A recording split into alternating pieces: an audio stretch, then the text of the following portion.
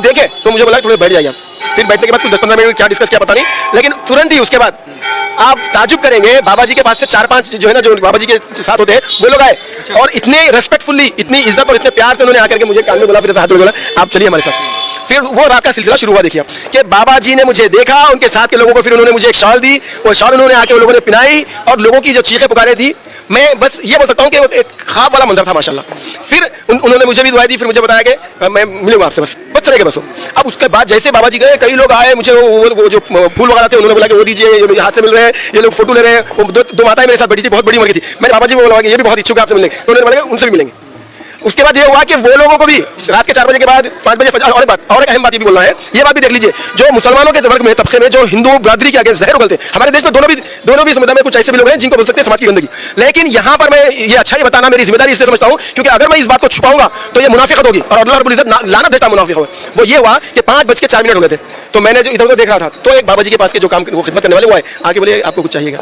तो मैंने बोला कि जी हाँ मुझे नमाज पढ़नी है, 5:04 हो गए, ऑलरेडी टाइम हो गया। तो फिर वो उठे और सॉरी इससे पहले ये भी बोल दूं कि मैं जब जमीन पर बैठ रहा था तो वो आया कि बोले नहीं, बाबा जी ने बुलाया कि आप जो ना इस पर बैठेंगे। फिर वो कुछ लाए हुआ, हाँ कोई एक चीज लाए, नरम थी माशाल्लाह, उस पर उन्होंने मुझे इज्जत दी। तो ये इज्जत जो है ये बाबा जी के एक अखलाक और किरदार और कैरेक्टर का बहुत बड़ा नमूना है।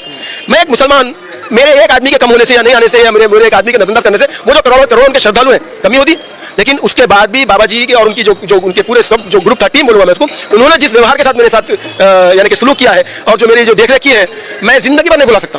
फिर फजर की नमाज के लिए उन्होंने मुझे बोला कि आप भी वो नमाज से पहले कुछ मुंह हाथ धोते हैं ना, वो भी चाहिए। मैं बोला बिल्कुल। तो उन्होंने उसका प्रबंध किया। फिर उन्होंने बोला मुझे थोड़ा आजू बाजू के लोगों का ध्यान देना। फिर ये बात भी इस्लाम में है, ये बात भी इस्लाम में वो समझते थे कि मैं शायद बहुत चीख के पुकार के कुछ करूंगा।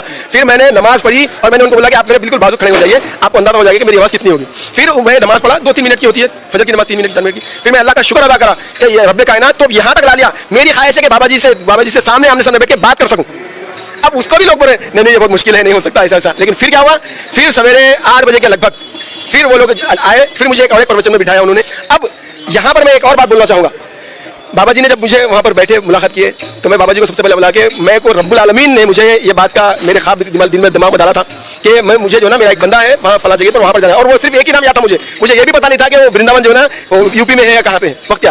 तो मैं रब्बुल आलमीन ने बोला कि मेरा बंदा जो है हक के लिए और दुनिया की अच्छाई और भलाई के लिए लड़ रहा है, तुम जाकर के जो है ना तुम उनके लिए भी बात करना, लड़ना है तुमको। और मैं बाबा जी जब तक आप हक पे रहेंगे मेरी सारी जिंदगी में जो है ना आपके लिए आपके हक पे खड़े पर मेरे खून का खतरा भी आपको दूंगा और मैं लड़ूंगा आपके लिए। तो बाबा जी ने बोला नहीं भाई लड़ने की कोई जरूरत नहीं है, हमको अपनी सिर्फ प्रेम की बात करनी है, अच्छाई और भलाई की बात दूसरों तक पहुंचानी है। और आप यहाँ तक आए, हमको बहुत अच्छा लगा और ईश्वर आपके ऊपर जो ना और राधे जो वो बोल रहे थे उनकी कृपा हो। और उन्होंने